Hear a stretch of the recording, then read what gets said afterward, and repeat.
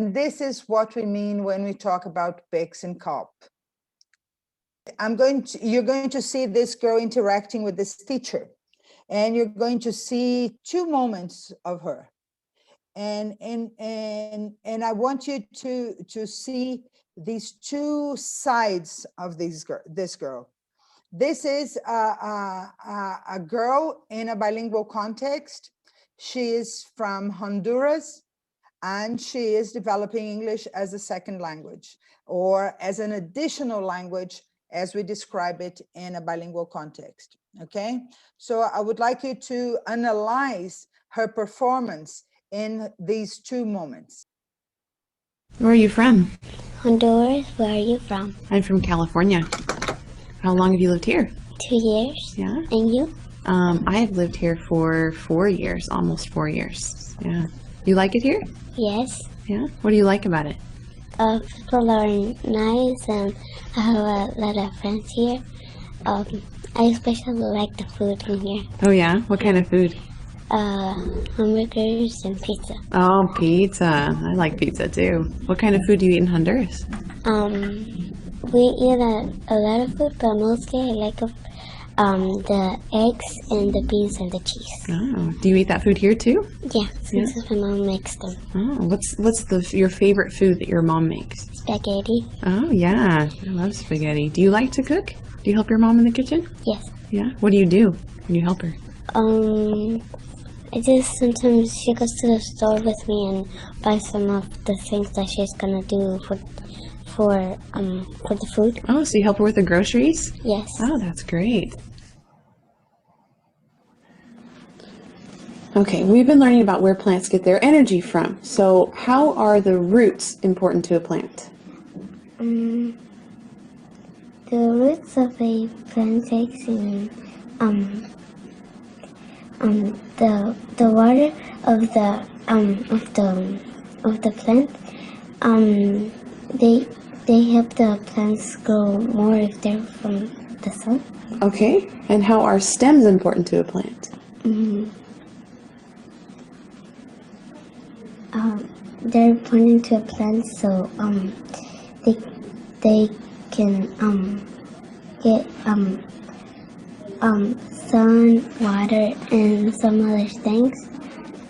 Okay, and how do the green leaves of the plant make sugar?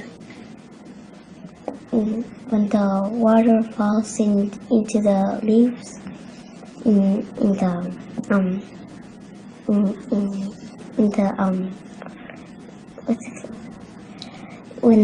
the water falls into the leaves in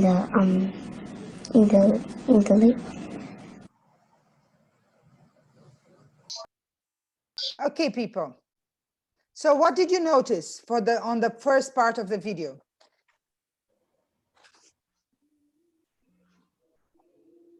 It was easier for her to talk about herself, you know, the little girl.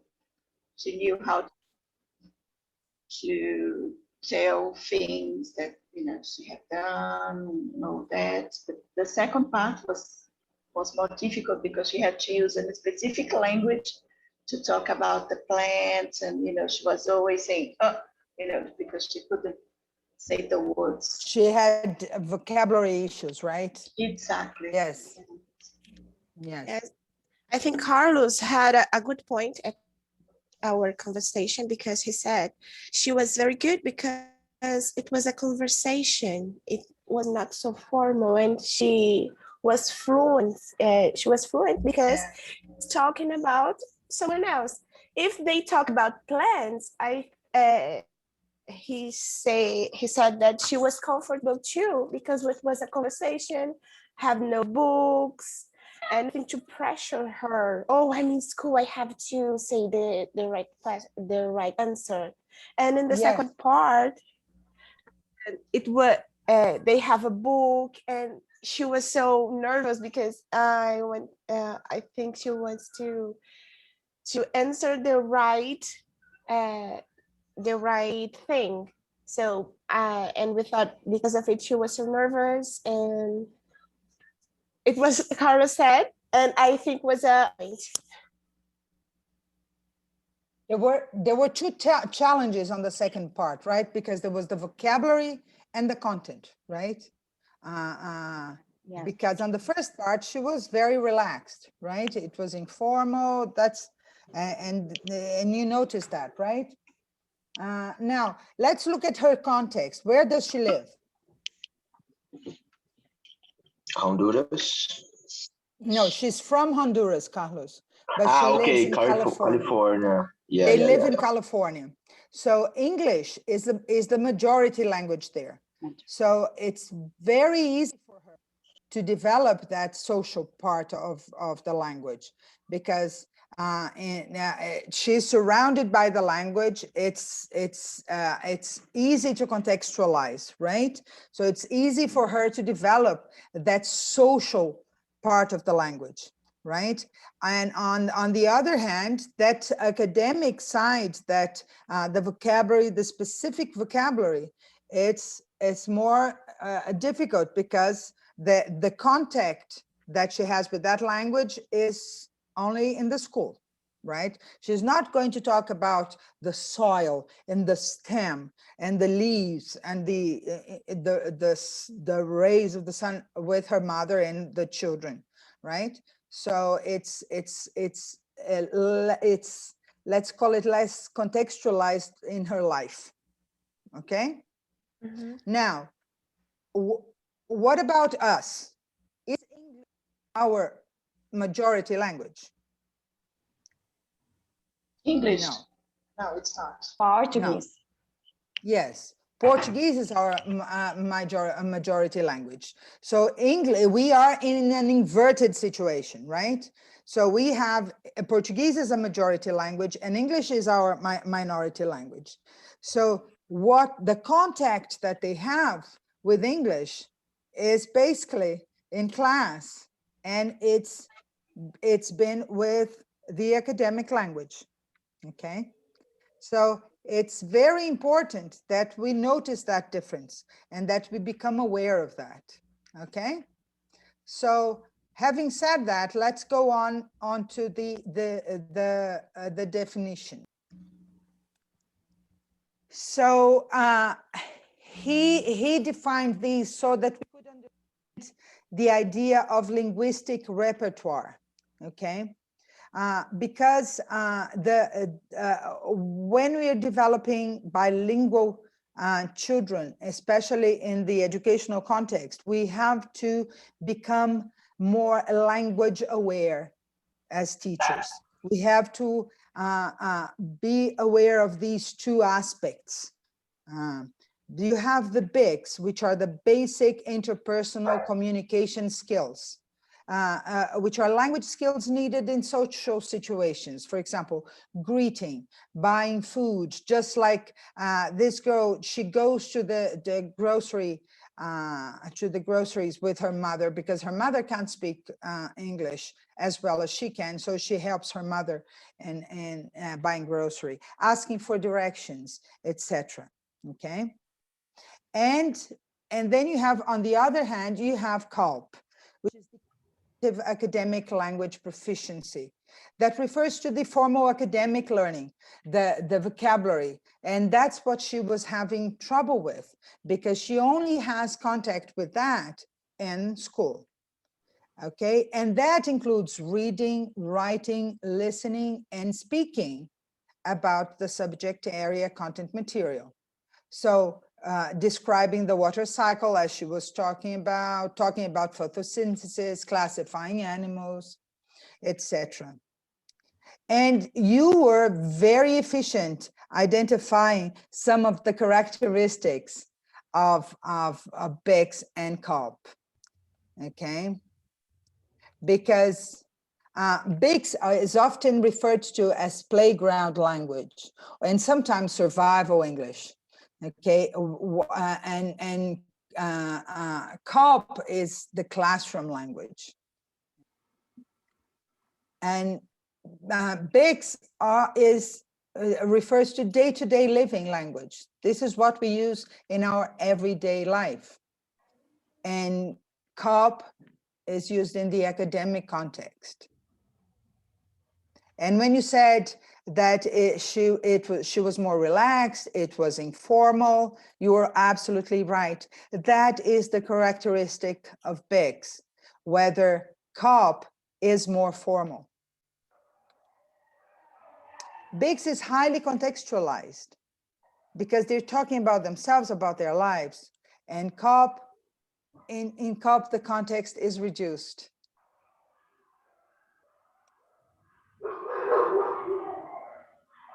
BICS, cognitively undemanding. They don't have to study to talk about themselves. They don't have to learn content. And CALP demands cognitive investment. It's the double challenge there. There is content behind everything that they're saying. There is a vocabulary and there is content involved. BICS are easy to relate to, and sometimes CALP involve abstract concepts.